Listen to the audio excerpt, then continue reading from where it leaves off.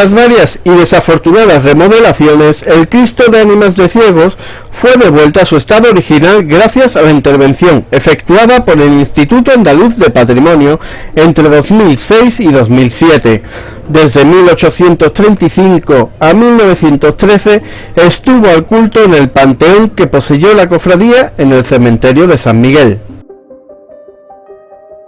El pasaje escenifica el momento en que Jesús, tras ser prendido en el huerto de los Olivos, es conducido a casa de Anás, atravesando un torrente llamado Cedrón.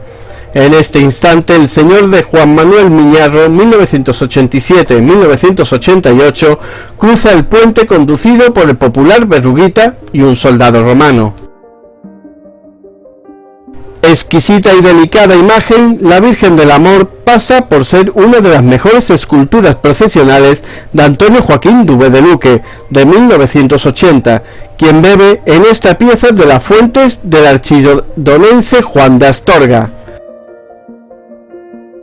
Jesús el Rico es una escultura procesional autómata, a semejanza de aquellas otras que proliferaron en siglos pasados para recrear, junto con otras imágenes, los llamados encuentros, como el que realizaba el titular de la Archicofradía del Paso en la Plaza de las Cuatro Calles.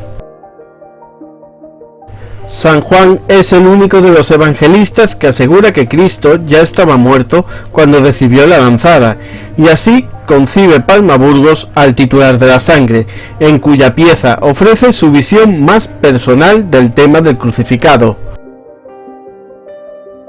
La Virgen de los Dolores Coronada, declarada bien de interés cultural en 2005, lleva las manos abiertas desde 1928, si bien su autor, atribuida a Vicente Asensio de la Cerda, del siglo XVIII, la concibió en posición orante, tal y como apareció tras la restauración efectuada por el Instituto Andaluz del Patrimonio Histórico en 2008.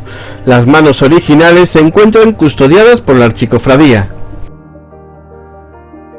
La única imagen de la hermandad fue tallada por el imaginero sevillano Dubé de Luque y es de tamaño natural. Representa la soledad de la Virgen a los pies de una cruz vacía, de la que pende un sudario. La cofradía aprovecha las dimensiones del trono para transitar por las calles estrechas de la zona de San Felipe y Pozos Dulces. La fotografía efectuada frente al Oratorio de las Penas. La cofradía de Nuestra Señora de los Dolores, en su amparo y misericordia, ingresó en 2001 en la agrupación de cofradías y en ese mismo año pasó por el recorrido oficial. En la imagen el trono sale desde San Felipe Neri. La trascendencia espiritual del momento que representa se refleja en la mirada de emoción del Señor que se dirige al resto de los presentes en la mesa. Es Jueves Santo por la tarde y el Cristo salió de la gubia del sevillano Luis Álvarez Duarte. El trono de la Sagrada Cena Sacramental es uno de los más grandes que procesionan en la ciudad. Tiene más de 5 metros de largo y fue concebido por el tallista Manuel Guzmán Bejarano. Entre 2010 y 2011 ha sido sometido a una completa restauración para tallar las zonas que estaban lisas y renovar el dorado al completo. Dulzura y melancolía en el rostro de la Señora. La escultura es de 1970, del imaginero sevillano Luis Álvarez Duarte, al igual que la talla del Cristo. Luis tuvo que esculpir a la Virgen en tan solo 2 meses debido a la cercanía de la Semana Santa. Portador de la llave del sagrario de la Iglesia de la Aurora y Divina Providencia, donde recibe culto durante el año, Jesús de Viñeros dirige su mirada al suelo. Los ojos abombados y la boca entreabierta son síntomas de cansancio al llevar la cruz. Esta talla es del mismo periodo que María Santísima de la O. Los hermanos de la Cofradía de Gitanos tuvieron la oportunidad de elegir entre las dos para decidir cuál se convertiría en su sagrada titular. Ambas son obras de Francisco Buiza Fernández. Cristo de la Buena Muerte. El crucificado es obra de Francisco Palma Burgos en 1942, siguiendo el canon de la anterior imagen de Pedro de Mena. Hermosísima talla que desapareció en los tristes sucesos de mayo de 1931. En la plaza de Fray Alonso de Santo Tomás, delante de la Casa Hermandad, no cabe más gente. Los tronos dispuestos en paralelo llevan a cabo el encierro entre el gentío y los legionarios entonan el Novio de la Muerte. Es una estampa única en la noche primaveral malagueña. Los caballeros legionarios son parte de la procesión como unos nazarenos más que se suman a los actos en honor a su protector. En la mañana del Jueves Santo se manifiesta la unión del pueblo y sus tradiciones en torno a este cuerpo castrense y el crucificado en el tradicional traslado a su trono procesional. Miles de malagueños asisten a unos actos únicos en la Semana Santa de Málaga, todos con conjunción y armonía. Por la noche el trono se mecerá a los sones del Novio de la Muerte. El Señor de la Misericordia tiene una popularidad indiscutible que revive cada año en el Perchel, cuando atraviesa los adoquines de la vía más conocida de este barrio entre vítores y aplausos de una muchedumbre entusiasmada que sigue sus pasos. 3 restauraciones de manos de Palma, Álvarez y Miñarro. La Virgen del Gran Poder es de autor anónimo del siglo XVIII. Su aspecto primitivo ha cambiado después de haber sido restaurada por 3 artistas, José María Palma Burgos, Luis Álvarez Duarte y Juan Manuel Miñarro. La ermita de Zamarrilla está enclavada en el límite entre los 2 barrios más añejos de la ciudad. Atribuida a Antonio Gutiérrez de León, siglo XIX, la Virgen de la Amargura es inconfundible por sus rasgos característicos de las dolorosas malagueñas. El 25 de octubre de 2003 fue coronada canónicamente en la catedral por el obispo Antonio Dorado Soto. En la cruz guía de esta hermandad figura una rosa corpórea de la plata de ley, sobredorada, y en el centro va clavado un puñal. Este motivo simboliza la daga del bandolero que da nombre a la cofradía y que prendió en el pecho de la Virgen. El Nazareno del Paso es uno de los mayores de envergadura de cuantos se procesionan en Málaga. Cada año imparte la bendición a los malagueños en la Plaza de Constitución y en la Tribuna de los Pobres mediante un mecanismo robótico para que pueda mover el brazo derecho. Una obra de Benlliure que expresa serenidad y que a la vez impacta. La Virgen de la Esperanza posee una proyección devocional que no tiene límites, por ello es la dolorosa que Málaga lleva en el corazón y que abruma al gentío con su hiperbólico y grandioso trono, único en la Semana Santa malacitana. Cientos de personas se congregan ante la Casa Hermandad de la Archicofradía de la Esperanza para vivir un momento lleno de sensaciones en el que se conjugan sonidos, olores, recuerdos y sentimientos. El Cristo de la Redención de Juan Manuel Miñarro entronca con los modelos formales imperantes en el siglo XVII y seguidos fundamentalmente por Martínez Montañés y Juan de Mesa, con evocaciones al contemporáneo Francisco Buiza. El Cristo de Ortega Bru, pese a ser una de las mejores tallas del siglo XX, corrió el peligro de que, apenas realizado, fuera sustituido por una obra de Buiza. La Virgen del Monte Calvario, retallada por Álvarez Duarte en 1971, de la anterior escultura solo aprovechó la zona trasera de la cabeza y el cuello. Se acompaña de la imagen de San Juan Evangelista de Antonio Eslava en 1965. Para representar la Sacra Compensación, ambas figuras procesionan bajo palio cada Viernes Santo. El nuevo trono del Grupo Escultórico de la Sagrada Mortaja 1989-2009 sigue el diseño que ideó Juan Casielles en 1980, basado en el espléndido retablo plateresco de la iglesia del Sagrario de la Catedral, relacionado con Juan de Balmaceda. La talla se debe a Antonio Martín con imaginería de Manuel Carmona y dorado de Manolo y Antonio Doradora. Los faroles son de Orfebrería Villarreal, los mayores, y Orfebrería Triana, los menores. Se estrenó en 2007. Cristo muerto es trasladado al sepulcro por José de Arimatea, Nicodemo y el pastor Estéfanos, un personaje ficticio sacado de los evangelios apócrifos e interpretado por Pedro Moreira, autor de todo el grupo, 1949-1951. Próximamente las imágenes secundarias serán sustituidas por otras de Israel Cornejo. Además, añadirá a San Juan, la Magdalena y María de Cleofás. En la literatura espiritual del medievo y con especial eclosión en el barroco, se estableció casi como dogma la representación de la María Santísima transida y rota en el Calvario, una vez consumada la pasión, como aparece en la Soledad de San Pablo. Francisco Buiza plasmó en la Virgen de la Caridad una mujer madura, de rostro oval, pómulos abultados, nariz afilada, mentón pronunciado con hoyuelo en su centro y carnaciones sonrosadas.